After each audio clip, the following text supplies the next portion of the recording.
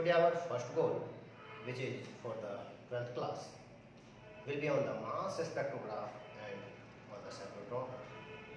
So let's be ready now. Guys, first of all, I would like to tell what we are going to discussion in the cyclotron.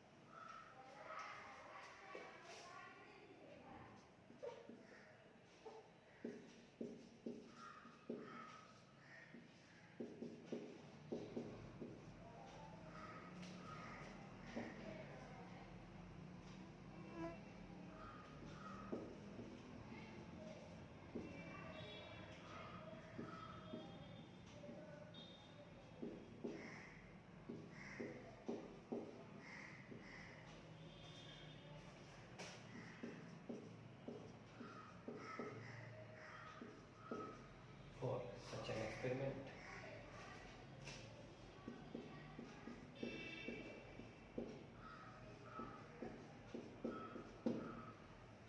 but friends,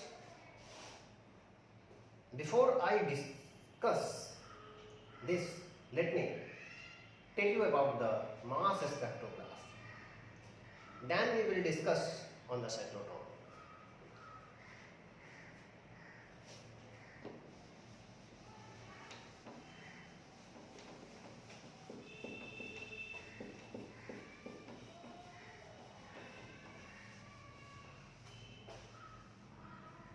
Mass spectrograph.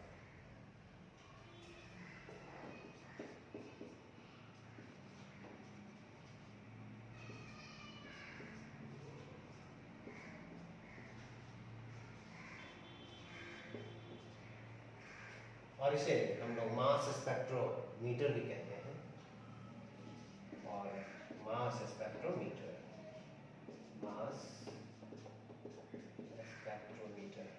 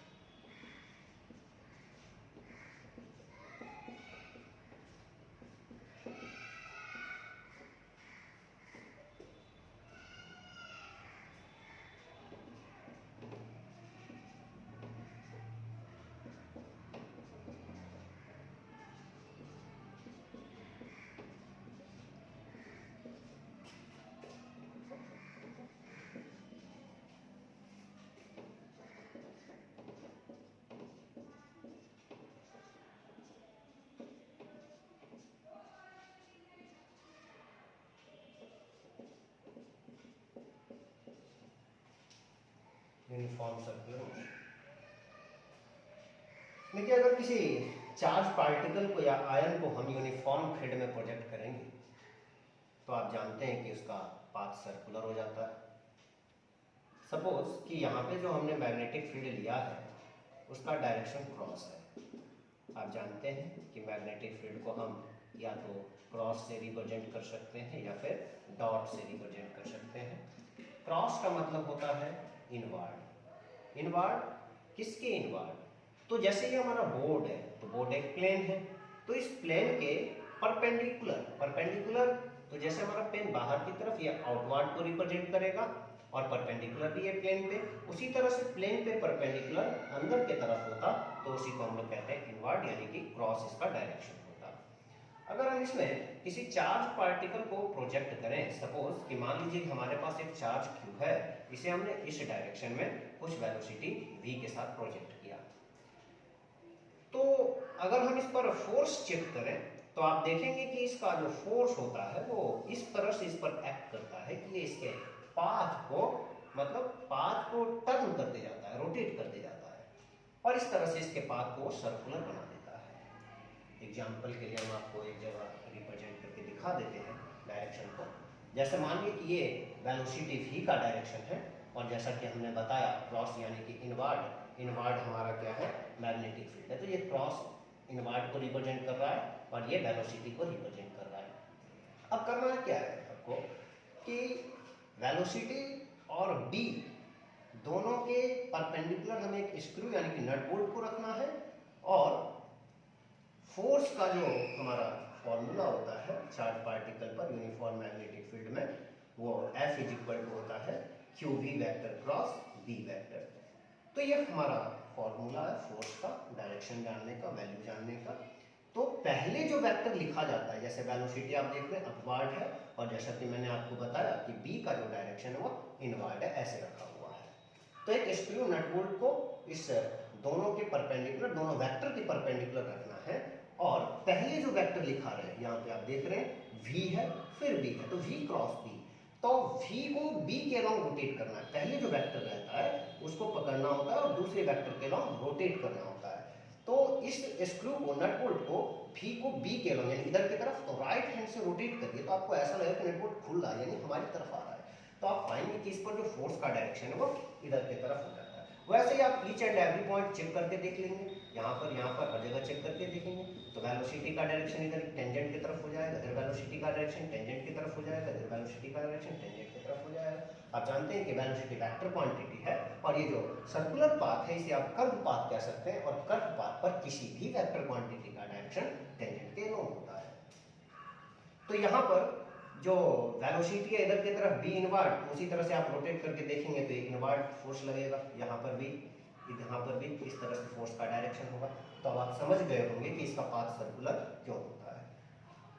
अगर इसका path circular होता है तो फिर इसका radius मालूम करना होता है कि इसका रेडियस कितना होगा। तो इसके रेडियस के लिए हम लोग वर्क करते हैं। हम डायरेक्टली आप लोगों को रेडियस तो बताए हुए हैं, r is equal to mv/qb होता है, सो हम इसका रिजल्ट डायरेक्टली लिख देते हैं। वी नो दैट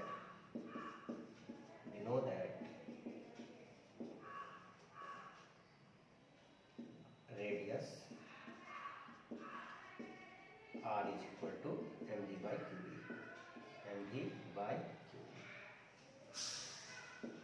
यहाँ रेडियस का एक रिलेशन निकाला जाता है स्पेसिफाइड चार्ज से। स्पेसिफाइड चार्ज का मतलब हो गया यहाँ पर कि हम v को यहीं रहने देते हैं, और m को अगर नीचे लाना चाहें तो कैसे लिखना पड़ेगा, q/m करना पड़ेगा, q/m।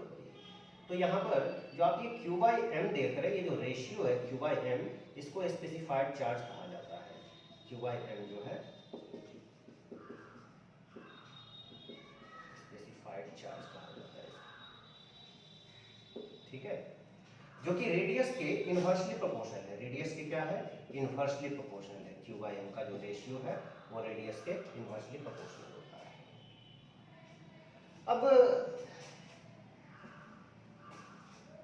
हम क्या करेंगे कि जो हमारा रिजल्ट है, जिसे हमने यूनिफॉर्म मैग्नेटिक फील्ड में चार्ज पार्टिकल को प्रोजेक्ट किया, फील्ड के परपेंडिकुलर प्रोजेक्ट किया, तो आप जानते हैं कि उसका पाथ सर्कुलर हो जाता है। सर्कुलर होगा तो डेफिनेटली उसका कुछ रेडियस होगा।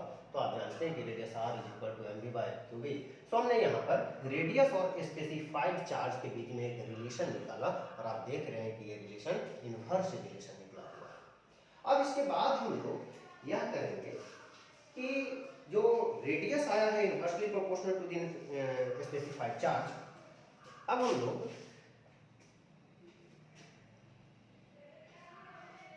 जैसे इसको मानिए इस तरह से, आप समझिए, हम एक और फिगर ड्रॉ कर देते हैं, ये आप समझ गए होंगे, तो इस फिगर पर हम साफ करते हैं।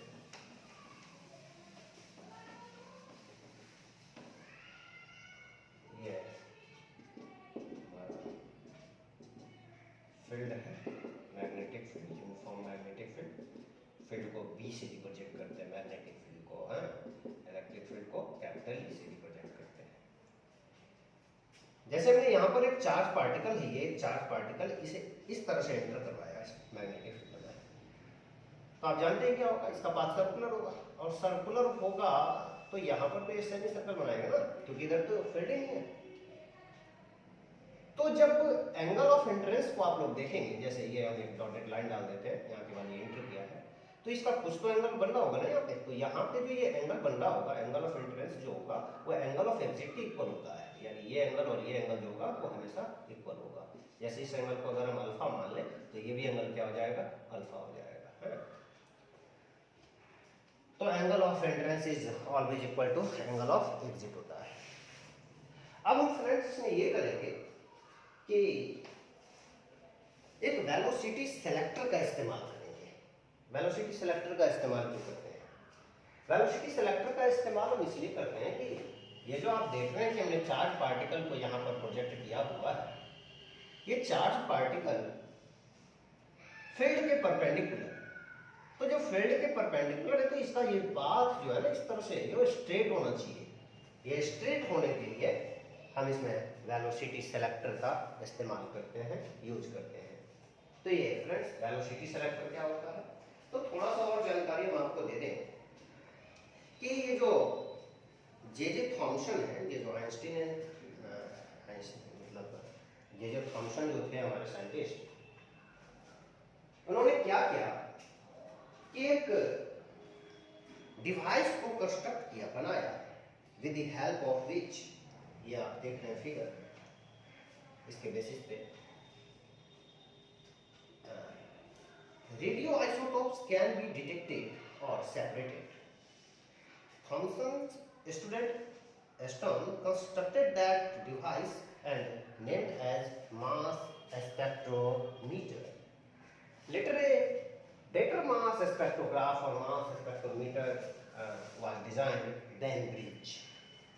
वो जो बैनब्रिज का जो मास स्पेक्ट्रोग्राफ है, या फिर जिसको वेलोसिटी सेलेक्टर कहेंगे, आगे हम आपको बताएंगे कि वेलोसिटी सेलेक्टर क्या होता है। तो इसका इस्तेमाल क्या होता है वेलोसिटी सेलेक्टर का, हम आते हैं इसी फिगर में। हम देखते हैं इस पाथ को स्ट्रेट करने के लिए वेलोसिटी सेलेक्टर का इस्तेमाल करते हैं, और वेलोसिटी सेलेक्टर में क्रॉस इलेक्ट्रिक और मैग्नेटिक फील्ड होता है।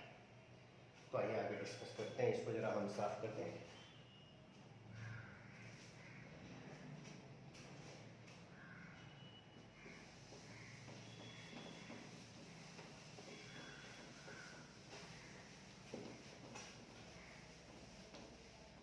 ये जो रेडियस आप देख रहे हैं ना, आइसोटॉप्स के लिए ज़्यादा यूजफुल होता है। क्यूबायन पार्शियल चार्ज भी इसको कहा जाता है।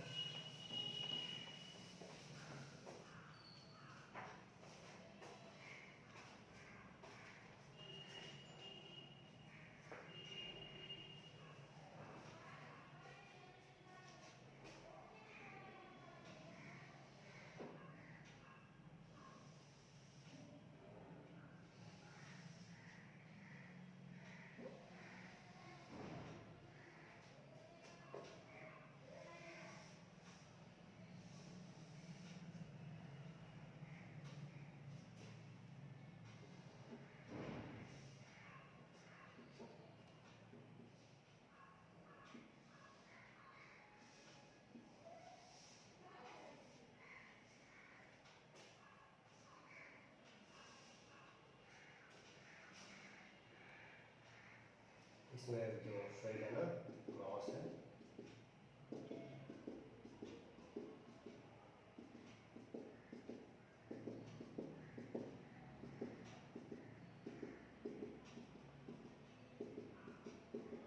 इसके फील्ड को मान लेते हैं बी डैश नोटेशन है, और इसमें भी फील्ड होगा, तो इसका जो फील्ड है ना वो भी क्रॉस ही ले लेते हैं हम।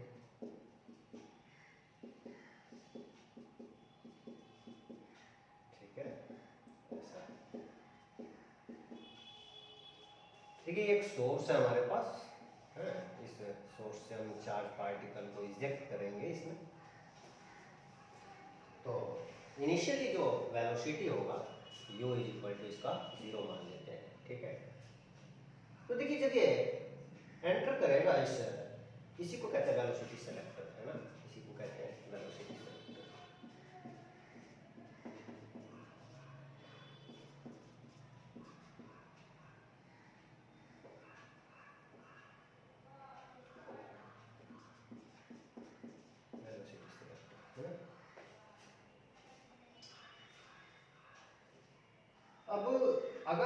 चार्ज है ना, इसका अब पाथ क्या होगा, एकदम स्ट्रेट होगा। देखिए कैसे होगा इसका स्ट्रेट पाथ। पहले तो जैसे कि ये जो क्रॉस हमने फील्ड को रिप्रेजेंट किया हुआ है, तो इस चार्ज पे जो फोर्स लगेगा, अगर चार्ज पर फोर्स की बात करें तो v क्रॉस b, तो वेलोसिटी का डायरेक्शन है, इसी डायरेक्शन में हमने इसको प्रोजेक्ट किया हुआ है। इनिशियली इसका वेलोसिटी 0 है, बट जैसे ये फील्ड में एंटर करेगा तो फिर यहाँ क्रॉस इलेक्ट्रिक फील्ड और मैग्नेटिक फील्ड है। इलेक्ट्रिक फील्ड और मैग्नेटिक फील्ड, क्रॉस इलेक्ट्रिक और मैग्नेटिक फील्ड का यूज हम लोग पाथ को स्ट्रेट रखने के लिए करते हैं। अब देखिए, अगर हम चार्ज पार्टिकल पर फोर्स की बात करें तो ये जो चार्ज पार्टिकल है, आप जानते हैं कि अगर कोई चार्ज पार्टिकल इलेक्ट्रिक फील्ड में होगा तो भी उस पर फोर्स लगता है, और मैग्नेटिक फील्ड में होगा तो भी उस पर फोर्स लगता है। तो इलेक्ट्रिक फील्ड में पॉजिटिव चार्ज पे फोर्स फील्ड के डायरेक्शन में लगता है, और फील्ड का डायरेक्शन डिक्रीज इन पोटेंशियल के डायरेक्शन में होता है। तो ये हमारा हायर पोटेंशियल पॉजिटिव हो गया, HP बोल देते हैं इसको, और ये हमारा लोअर पोटेंशियल हो गया, इसको हम LP से डिनोट कर देते हैं। अब डिक्रीज इन पोटेंशियल, तो higher to lower, decrease in potential का डायरेक्शन होगा, तो पॉजिटिव चार्ज पे जो फोर्स लगेगा उसका डायरेक्शन तो ये हो जाएगा। पॉजिटिव चार्ज पर E की वजह से जो फोर्स लगा वो अपवर्ड डायरेक्शन में लगेगा, वेक्टर क्वांटिटी होता है, तो इस पे वेक्टर का साइन डाल देते हैं। और अगर हम बात करें मैग्नेटिक फील्ड के फोर्स की, तो वो V क्रॉस B हो जाएगा। V इधर की तरफ है और B इधर की तरफ है। अब आप देख लीजिए, V क्रॉस B करना है, V क्रॉस B करिए तो किधर की तरफ जा रहा है, वो अंदर की तरफ जा रहा है, तो ये अंदर की तरफ जा रहा है। तो ये क्या हो जाएगा यहाँ पर, ये जो हमारा मैग्नेटिक फील्ड की वजह से पॉजिटिव चार्ज पार्टिकल पर फोर्स लगा, और इलेक्ट्रिक फील्ड की वजह से जो फोर्स लगा, जरा हम इलेक्ट्रिक फील्ड के फोर्स को और अच्छे से रिप्रेजेंट कर देते हैं। पॉजिटिव चार्ज की वजह से इलेक्ट्रिक फील्ड पे जो फोर्स लगा है इस तरह से, तो plus E positive charge particle पर फील्ड की वजह से फोर्स रिप्रेजेंट करवा रहे हैं, और प्लस B मैग्नेटिक फील्ड की वजह से फोर्स रिप्रेजेंट करवा रहे हैं, V क्रॉस B। तो आप देख रहे होंगे कि ये जो फोर्स है इसे काउंटर बैलेंस कर लेता है। जब काउंटर बैलेंस करेगा तो क्या होगा, इस पर नेट फोर्स 0 हो जाएगा, और नेट फोर्स 0 होगा तो क्या होगा, आप जानते हैं कि यूनिफॉर्म फील्ड में अगर कोई चार्ज पार्टिकल को आप प्रोजेक्ट कर रहे हैं और उस पर फोर्स 0 तो उसका पाथ स्ट्रेट होता है ना, तो इसका ये पाथ स्ट्रेट हो जाएगा। स्ट्रेट हो जाएगा तो आप जानते हैं ये तो सेमी सर्कल शेप का बन जाएगा। नहीं, अगर हम इसे चार्ज पार्टिकल को चेंज करें, डिफरेंट चार्ज को प्रोजेक्ट करिएगा तो इस तरह से इसका शेप भी तो चेंज होगा। अब अभी आपने देखा था कि रेडियस का हमने एक रिलेशन निकाला था जो कि इनवर्सली प्रोपोर्शनल टू था ये Q/m के, है ना, स्पेसिफाइड चार्ज इसको हम लोग कहते हैं। तो ये जो डिफरेंट रेडियस आ रहा है वो डिफरेंट स्पेसिफाइड चार्ज के लिए आ रहा है ना। तो इसी इंस्ट्रूमेंट को हम लोग मास स्पेक्ट्रोमीटर बोलते हैं, है ना, या फिर मास स्पेक्ट्रोग्राफ बोलते हैं। ठीक है, तो आगे आप और इसमें चाहें तो डिस्कस करने वाला बहुत सारा टर्म हो सकता है, बट प्लस 2 लेवल के लिए काफ़ी है। देखिए, इंटरनल रीजन जो होता है वेलोसिटी सेलेक्टर का, उसमें क्रॉस इलेक्ट्रिक और मैग्नेटिक फील्ड होता है। तो मैंने आपको डिस्कस करके बता ही दिया कि ये क्रॉस इलेक्ट्रिक और मैग्नेटिक फील्ड का रीजन क्या है। ये पाथ को स्ट्रेट रखने के लिए ऐसा किया जाता है वेलोसिटी सेलेक्टर में।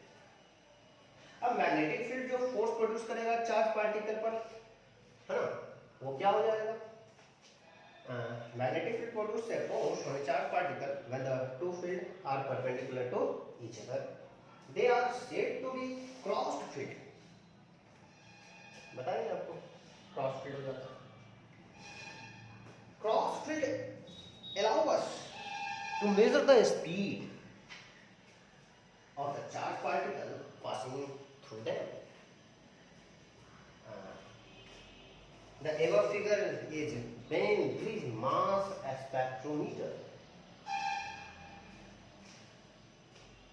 In it, there is also a velocity selector in which cross electric magnetic field are applied. The cross electric and magnetic field applied such that the electric force on the charged particle should be counterbalanced.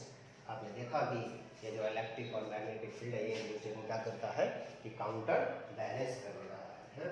In velocity selector there exist only electric field to gain a velocity. Electric field का काम velocity को क्या बढ़ाने का होता है ना। तो ये सब याद रखना है। खैर इतना लिखने आपको देना नहीं है, काफ़ी डिस्कस कर दिया है।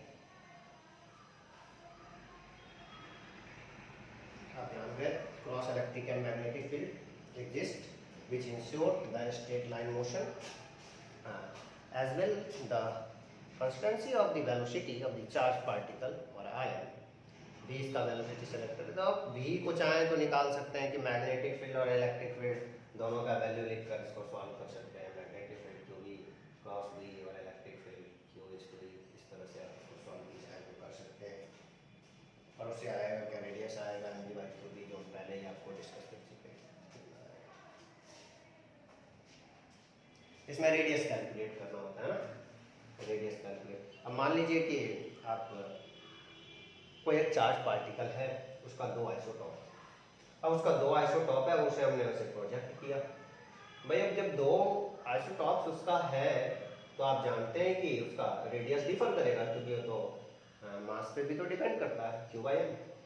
तो इस तरह से आप देखेंगे क्वेश्चन में हमें रेडियस ही कैलकुलेट करने का रहता है, और रेडियस के लिए आप जानते हैं कि हमें मास पता होना चाहिए, रेडियस का इनवर्स रिलेशन होता है, तो किसका रेडियस ज़्यादा है किसका रेडियस कम है ये हम आसानी से बता सकते हैं। या फिर आइसोटॉप्स का पता करने के लिए भी हम इस क्या कहते हैं मास स्पेक्ट्रोमीटर और मास स्पेक्ट्रोग्राफ को यूज में लाते हैं। ठीक, चलिए अब नेक्स्ट डिस्कस करते हैं हम लोग साइक्लोट्रॉन को।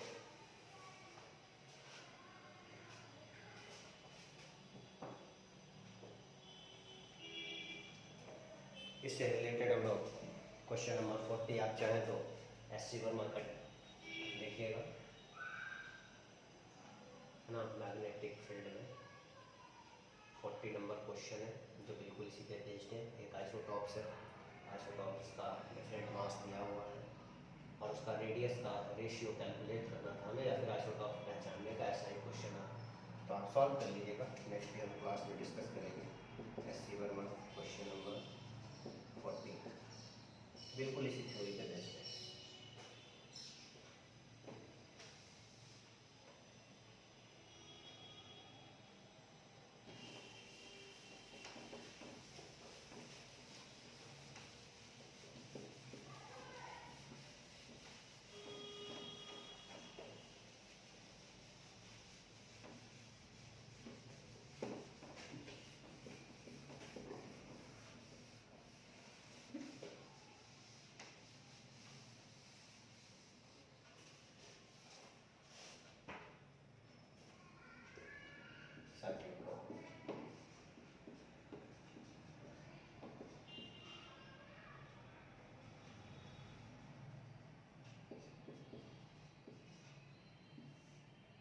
साइक्लोट्रॉन या फिर पार्टिकल एक्सीलरेटर भी इसको आप कह सकते हैं ना, और पार्टिकल